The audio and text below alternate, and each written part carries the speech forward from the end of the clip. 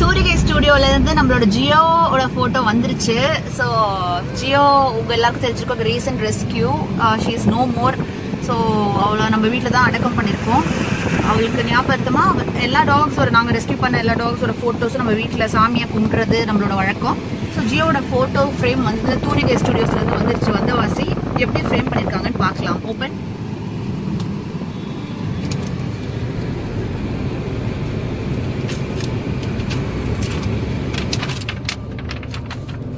ஜியோ பாப்பா,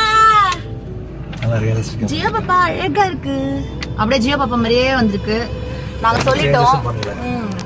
சொல்லிட்டோம் எதுவுமே எடிட் பண்ணாதீங்க, எங்களுக்கு அப்படிதான் வேணும். அவரே சொன்னாரு, இல்ல இதெல்லாம் எடிட் பண்ணக்கூடாது, உங்களுக்கு ரியலிஸ்டிக்கா இருக்கிற இந்த மாதிரிலாம் உங்களுக்கு அந்த ஞாபகம் தான் இருக்கணும், எடிட் பண்ணக்கூடாது. மற்ற நிறைய ஸ்டுடியோஸ் நான் போயிருக்கேன், அவங்க எல்லாம் வந்து எடிட் பண்ணிடுவாங்க, ஒரிஜினாலிட்டி போயிடும். பட் அவங்க எடிட் பண்றது தான் விரும்புறாங்க. பட் இவர் வந்து தூரிகையோட அந்த ஓனர் வந்து லைக் ஹி டோல்ட் ஃபர்ஸ்டே எடிட் பண்ண வேண்டாம் அப்படின்னு சொல்லிட்டு.